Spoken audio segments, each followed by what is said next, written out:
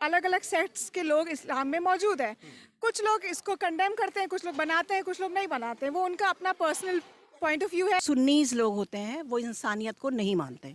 मैं एक प्रैक्टिकल बात कर रही हूँ, इसमें कोई दो राय नहीं है। हम लोग हिंदुस्तान में रह रहे हैं और हमें पूरी आज़ादी है अपने मुहर्रम को या अपने कोई भी चीज़ को मनाने के। पैगम्बर के लिए हम लोग मरने के लिए तैयार हैं।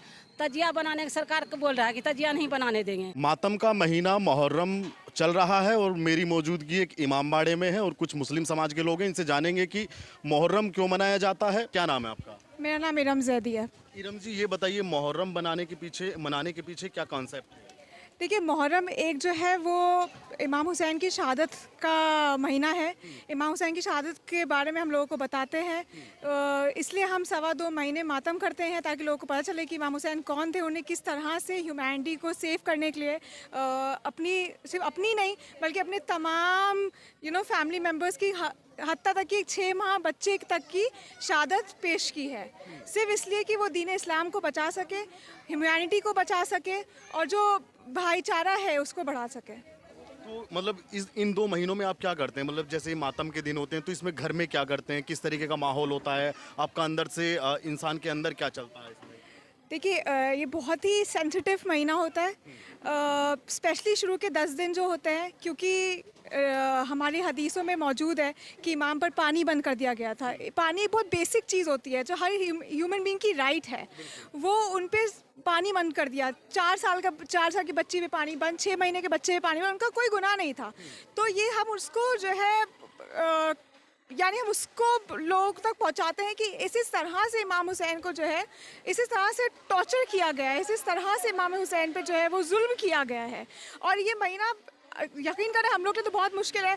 हम लोग बहुत गमकीन होते हैं इस महीने में, हमारा कोई अच्छा काम नहीं करते हैं, अपने घरों में मातम करते हैं, कोई भी नई चीज़ हम लोग नहीं खरीदते हैं। तो बस ये है, इसका कोई भी खुशी नहीं मनाते हैं। मैं एक सवाल ये पूछना चाहूँगा कि मेरी कल परसों किसी से बात हो रही थी, वो कह रहे थे कि हम नहीं मनाते हैं मुहर्रम और ना ही हम मातम मनाते हैं। वो कौन से लोग हैं?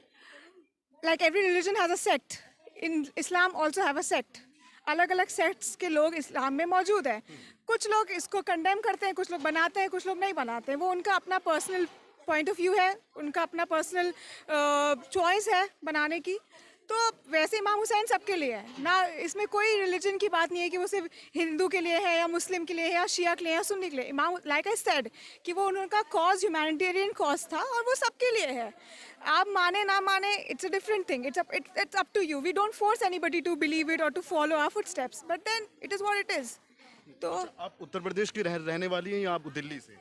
मैं यहीं रहने वाली हूँ। नोएडा की रहने वाली हैं। ये बताइए, 12 फीट की ताजिया के लिए हाइट का आदेश है, गाइडलाइन है गवर्नमेंट की तरफ से, उसको लेकर आप क्या कहेंगे? अगर ऑफ कोर्स, अगर सी द गवर्नमेंट, आप जिस कंट्री में रह रहे हैं आपको उनके रूल्स एंड रेगुलेशन फॉलो करने पड़ेंगे, एज सिंपल एज दैट। ये बिल्कुल ब्लैक एंड वाइट है। आप जहाँ रह रहे हैं आपको वहाँ की हुकूमत के उसूल को फॉलो करना पड़ेगा।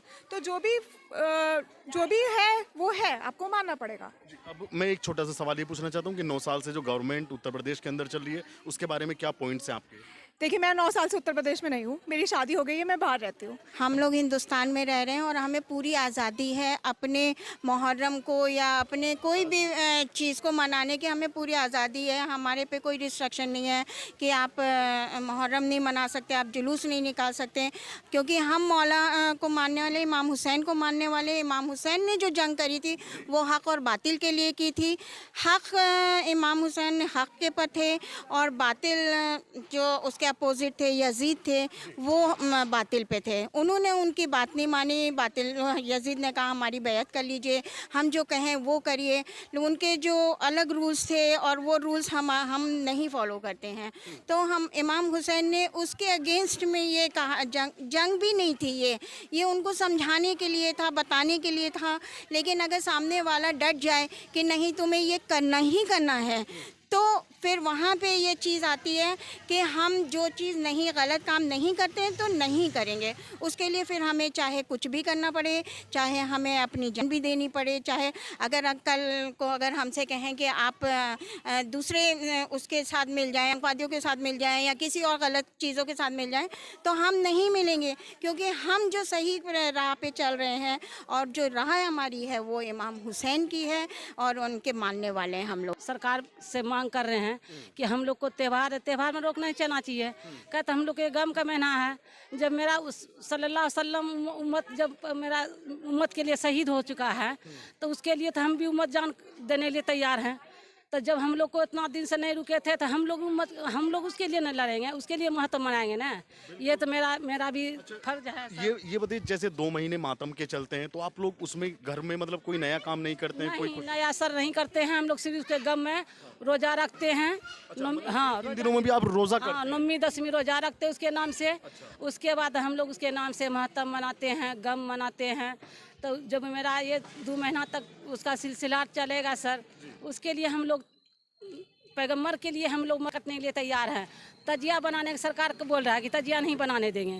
जब हम लोग को की दुनिया फैला था, तब से मेरा ये इस्लाम धर्म चल रहा है, तो हम लोग ये धर्म कैसे छोड़ देंगे सर? वो कह रहे हैं कि 12 फीट की हाइट का बनाइए, उससे ना वो तार में लगेगा ना वो हम लोग 12 फीट या 10 फीट बनाएंगे सर, तो अपना इल्तजाम से ले जाते हैं, उसको बढ़िया से ले जाते हैं, कहीं तार में नहीं लगने देते हैं, अपना हिफाजत से ले जाते हैं, हिफाजत से लेकर आते हैं तजिया को।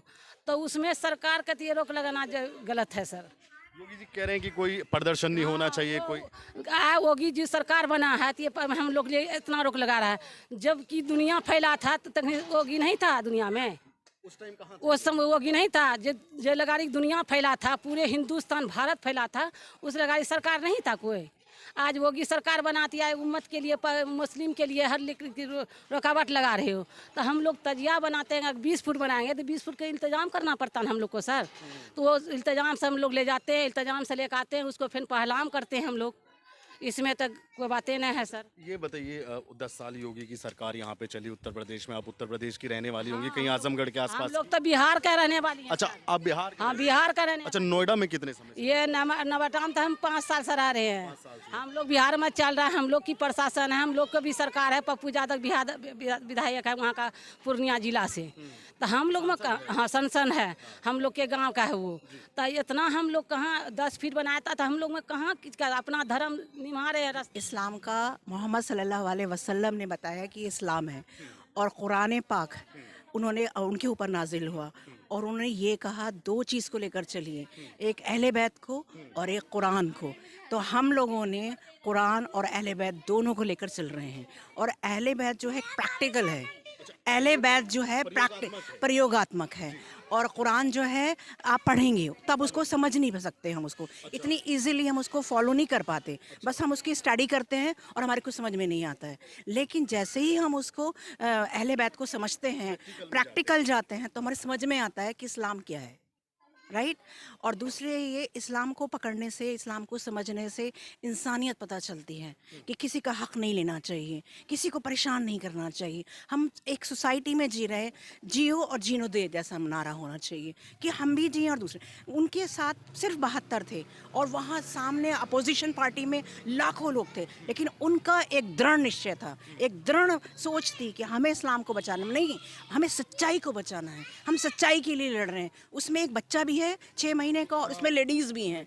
एक कई से कुर्बान, कई से ही नहीं, 72 की अलग अलग कुर्बानी है उन्होंने, अलग अलग। उसमें 6 महीने का बच्चा तो है ही। उसमें एक ऐसी लेडी है, उसमें एक ऐसी लेडी, जब इमाम हुसैन को शहीद कर दिया गया ना, तो वो कहानी वहाँ ख़त्म हो जाती। लेकिन हज़रत ज़ैनब जो उनकी बहन है, उन्होंने उस कहानी को लेकर चली, और उनकी जो 4 साल की एक बच्ची है, वो भी रो रो के मर जाती। लेकिन अल्लाह पाक ने उन्हें वहाँ तक, शाम के दरबार तक लेके गए। और वो शाम का दरबार कौन सा है? यजीद का दरबार। एक सच्चाई है एक जगह और एक झुटाई थी वहाँ पर। तो सच्चाई के सामने उन्हें सच्चाई दिखाई उन्होंने कि हम सच हैं, हम गलत नहीं हैं, हम सच के लिए लड़ रहे हैं। समझ रहे हैं आप? मैं परसों गाजियाबाद में था और वहाँ पे कुछ लोग थे, वो कह रहे थे कि मुहर्रम का तो जिक्र ही नहीं है इस्लाम में। मुहर्रम का जिक्र नहीं है इस्लाम में। मेरे पास वीडियो भी हाँ, वो सुन्नीस लोग होते हैं, वो इंसानियत को नहीं मानते। मैं एक प्रैक्टिकल बात कर रही हूँ, इसमें कोई 2 राय नहीं है कि हम ये सोचते हो कि झगड़ा करना चाहते हो। नहीं, हम ऐसा कुछ नहीं चाहते। हम तो कहते हैं वो लोग भी आए और समझें, क्योंकि अब जो चैनल पूरा ऑनलाइन हो गया है, हर चीज़ आप देख सकते हैं, समझ सकते हैं। आप कुरान पाक की आयत को इतना ईजिली नहीं समझ सकते। मोहम्मद सल्लल्लाहु अलैहि वसल्लम ने अहले बैत दिया, अहले बैत दिया। मोहम्मद सल्लल्लाहु अलैहि वसल्लम की एक बेटी थी, उनका नाम था हज़रत फ़ातिमा ज़हरा। उनकी शादी हज़रत अली से हुई। उनके 2 बेटे थे, इमाम हसन और इमाम हुसैन। उन्होंने कुर्बानियाँ दी हैं, उनके 72 के एक ही फैमिली के मेंबर्स हैं, और वो सारी फैमिली कौन है? मोहम्मद सल्लल्लाहु अलैहि वसल्लम की। और मोहम्मद सल्लल्लाहु अलैहि वसल्लम 50 साल के उनकी डेथ के बाद ये हादसा हो गया। यानी कि जो मोहम्मद साहब ने जो इस्लाम फैलाया, वो इस्लाम जो फैलाया उन्होंने, उस इस्लाम को 50 साल बाद ख़त्म कर दिया गया। लेकिन इमाम हुसैन ने फिर से स्टार्ट किया। अगर इमाम हुसैन ना शहीद होते, ना वो कुर्बानियाँ देते, ये 50 साल बाद ख़त्म हो जाता। शराब बिल्कुल लागू हो जाती, शराब और जो जो गलत काम थे वो सारे स्टार्ट हो जाते, और वो हो रहे थे। यजीद कर रहा था, माविया कर रहा था। माविया कहा जाता है वो रसूल खुदा सल्लल्लाहु अलैहि वसल्लम को वज़ू कराते थे। रसूल ने पहले ही बोल दिया था कि तुम्हारे खून से मुझे बदबू आती है। क्यों? क्योंकि उन्हें पता था कि ये इनका बेटा होने वाला बच्चा ये मेरे ख़ानदान को ख़त्म कर देगा। पूरा ख़ानदान ख़त्म करने वाला माविया का बेटा था यजीद। उसने पूरे कहानी ख़त्म करी, लेकिन उन्होंने सच्चाई के लिए लड़ाई लड़ी। अच्छा, ये बताइए, शिया लोग आज भी मानते हैं कि एक आखिरी पैगंबर आएंगे। एक आखिरी पैगंबर, लेकिन वो देवबंदी थे, वो मुझसे कह रहे थे कि वो ये मानते हैं और हम मानते हैं कि सिर्फ मोहम्मद साहब लास्ट पैगंबर थे उनमें, और आपने ये मोहम्मद सल्लल्लाहु अलैहि वसल्लम एक लास्ट पैगंबर थे। उसके बाद बिल्कुल हम शिया लोग भी हम लोग मानते हैं मोहम्मद सल्लल्लाहु अलैहि वसल्लम लास्ट पैगंबर हैं, राइट। लेकिन मोहम्मद सल्लल्लाहु अलैहि वसल्लम के बाद 4 वली आए, जिसमें हज़रत अली इमाम, चार चौथे तो वो थे, 12 इमाम आए, सॉरी 12 इमाम आए, जिसमें इमाम हसन से स्टार्ट हुआ। इमाम मौला अली, हज़रत अली अलैहिस्सलाम, इमाम हसन, इमाम हुसैन तीसरे नंबर के इमाम थे। इमामियत स्टार्ट हुई जिसमें 12 आए। 12 में से जो लास्ट वाले हैं इमाम मेहदी अलैहिस्सलाम, तो वो जो आए हैं वही इमाम हुसैन का उस बदला लेंगे। क्योंकि हज़रत ज़ैनब ने, जो उनकी लेडीज़ रह गई थी, उन्होंने ये कहा था कि मेरे भाई का कौन बदला लेगा। इस्लाम को उन्होंने कायम किया, लेकिन उन्होंने किस तरीके से उन्हें ख़त्म किया है। मतलब आप उनकी क़ुरबानी को देखिए। एक 6 महीने का बेटा भी है, उनके 18 बेटे भी हैं, जो 13 साल का भी है, 18 साल का भी है, 6 महीने का बच्चा भी है, और मतलब हर एज के ग्रुप के लोग हैं, और वो शहीद हो रहे हैं। और वो शहीद होके और कहते हैं बाबा हमें भेजिए उसमें, राइट। तो उससे क्या हो रहा है, उन्हें ये लग रहा है, जज्बा देखिए, इस्लाम का जज्बा, सच्चाई का जज्बा। आप कोई कर सकता है ऐसा? नहीं कर सकता। तो इसलिए इस्लाम को बचाने के लिए उन्होंने ऐसा किया। और हम उन्हें जो मानते हैं, हम उन्हें उनके गम को मानते हैं। उन्होंने कुर्बानी दी, हमें गर्व है कि उन्होंने इस्लाम बचाया, हमें गर्व है। लेकिन जो उनके साथ किया गया, जिस तरीके से एक दरिद्रता के दौरान शहीद कर दिया गया, नमाज पढ़ रहे थे, मारा वार किया गया, उन्हें शहीद कर नहीं गया। उससे क्या हुआ कि उससे इंसानियत लगी कि कितने दरिंदे लोग थे। हम उनकी उस मजलूमियत को रोते हैं। अगर हम रोते हैं तो उनकी आप उत्तर प्रदेश से हैं कि दिल्ली से? नहीं, मैं उत्तर प्रदेश से हूँ। 9 साल जो मेरा सरकार नाम के बीच शहनाज जैदी है। शहनाज जैदी है, और मैं भी टीचर हूँ, और मैं भोपाल से एजुकेशन ली है मैंने, और मैं यहाँ नोएडा में जॉब करती हूँ। 9 साल जो गवर्नमेंट के चल रहे, आप एज ए फीमेल बताइए मेरे को, कितना सिक्योरिटी आज आप स्मार्ट सिटी नोएडा में या उत्तर प्रदेश में फील करते हैं? हाँ, मैं अगर आप पॉलिटिशियन के हिसाब से देखना चाहें तो लेडीज़ काफ़ी सिक्योर्ड है और बहुत आराम से वर्क कर रही हैं, कोई ऐसी परेशानी नहीं है। योगी जी का शासन कैसा रहा? एक शासक के तौर पे आप उनको किस तरह देखते हैं? थोड़ा स्ट्रिक्ट है एक? नहीं नहीं नहीं नहीं, योगी जी भी एक सच्चाई के लिए लड़ रहे हैं। कोई ये कह दे कि वो हिंदू मुस्लिम करें, नहीं, बिल्कुल नहीं। बिल्कुल वो भी एक सच्चाई की लड़ाई जारी है। अगर आपके अंदर एबिलिटी है, आपके अंदर क्वालिटी है, तो आप ऑटोमेटिकली आगे चले जाएंगे। आप ये सोचें कि किसी को निकाल के फिर दूसरा रख दे, नहीं हो सकता ऐसा। जबकि दूसरी गवर्नमेंट में ऐसा हुआ है, लेकिन मोदी जी की गवर्नमेंट में और योगी जी की गवर्नमेंट में जो एजुकेटेड है, जो क्वालिटी है उसके अंदर, एबिलिटी है, उसको जॉब मिली है।